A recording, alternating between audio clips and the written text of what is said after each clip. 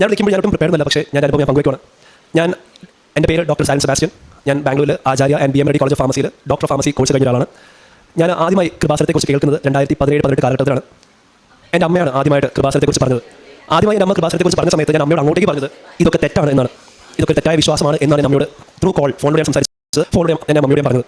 മമ്മിക്ക് ഒരുപാട് വിഷമമായി. ഞാൻ ആ കോൾ കട്ട് ചെയ്ത് മിനിറ്റുകൾ പോലും ആയില്ല, കുറച്ച് സെക്കൻഡ്സ് കഴിഞ്ഞപ്പോഴത്തേക്കും എനിക്ക് ഭയങ്കരമായിട്ട് ഒരു ഡിസ്കംഫർട്ട് ഫീൽ ചെയ്തു. ഒരുതരം ശ്വാസം മുട്ടൽ പോലെ, ഒരുതരം ഇറങ്ങുന്ന ഫീലിംഗ്, നെഞ്ചിൽ ഇറങ്ങുന്ന ഫീലിംഗ്. എനിക്ക് തന്നെ എക്സ്പ്ലെയിൻ ചെയ്യാൻ പറ്റാത്ത ഭയങ്കര ഭാരം ഉള്ളിൽ ഫീൽ ചെയ്തു. ഞാൻ എൻ്റെ ഫ്രണ്ട്സിൻ്റെ മുറിയിലായിരുന്നു. അവരെല്ലാവരും പല കാര്യങ്ങൾ എൻഗേജ് ആയിരുന്നു. എനിക്ക് പ്രൈവറ്റ് സ്പേസ് വേണമായിരുന്നു. എനിക്ക് ആ ഒരു മൊമെൻറ്റ് എൻ്റെ കർത്താവിനോട് എൻ്റെ അമ്മയോട് പ്രാർത്ഥിക്കണമായിരുന്നു. അപ്പോൾ ഞാൻ കയറി ചെന്നത് ബാത്റൂമിലേക്ക്.